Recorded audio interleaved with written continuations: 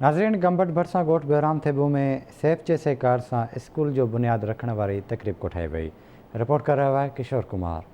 गंबड़ वेझो ॻोठ बहराम थेबो में सिंध एजुकेशन फाउंडेशन सेफ जे सहकार सां इंडस ऑफ नॉलेज कैंपस 8 शहीद फिदा हुसैन थेबो एलिमेंट्री स्कूल के पीड़ वारे पत्थर रखण जी तकरीब थी गुजरी ऐं बूटा पिण लगाया विया। तकरीब में डिप्टी कमिश्नर खैरपुर राजा तारिक चांडियो, सेफ सखर जो regional director Ishfaq Mirani, district head officer Wazir Ali बबर, डॉक्टर फरा बम्बरो, गस्टा अगवान उस्ताद नूरदीन पंवर, नाले वारो शायर शाह शेख, मुख्तियार कार गंबट सलाउद्दीन घुमरो, TMO अगड़ा शहरियार खल ऐं ॿियनि आवाज़ TV सां ॻाल्हाईंदे चयो त सिंध एजुकेशन फाउंडेशन जेका आहे PPP मोड आहे government of Sindh education literacy department जो हिकिड़ो बहितरीन कदम आहे, हिकु बहितरीन प्रोग्राम आहे सिंध गवर्नमेंट जे तरफ़ां। स्कूल्स ते खोलनि था तालीम लाइ बहितरीन हिकिड़ो अपॉर्चुनिटी आहे नौजवान नसल लाइ, ॿारनि लाइ।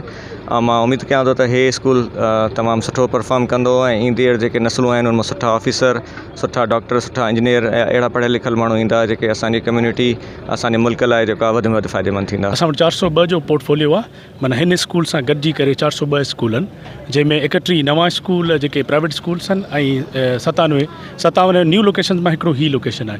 मुंहिंजे ख़्याल में सभिनि खां जेका वॾी ख़ुशि आहिनि ॻाल्हि थेबो कम्युनिटी लाइ आहे जो इन्हनि जो डोर स्टेप्स से हिकिड़ो स्कूल खोलियो थो वञे। हीअ एलिमेंट्री लेवल जो स्कूल आहे। सिंध एजुकेशन फाउंडेशन जो जेको चेन ऑफ जेको हलियो आहे स्कूल जो ओवरऑल, ऐं असां शुक्रगुज़ार आहियूं managing director Sindh education foundation जो, जीअं असांजे फाउंडेशन असिस्टेड स्कूल्स में रियाज़ जहिड़ा हीरोज़ असां वटि ऑन बोर्ड थी विया आहिनि ऐं हीअ कम्युनिटी जे लाइ बिल्कुलु हिकिड़ो साबिया आहे। ऐं होपफुली इंशाल्लाह तव्हांखे हिते कुझु ई अरसे में स्टेट ऑफ आर्ट बिल्डिंग नज़र ईंदी। सिंध गवर्नमेंट जो तमामु भलो इनिशिएटिव आहे, जंहिंमें Sindh government Sindh education foundation जे सहकार सां बहराइच जे पुठिते पले इलाइक़नि में मुफ़्त जेके स्कूल खोले रही आहे। ऐं मां उन्हनि जो हिकु पार्टनर आहियां।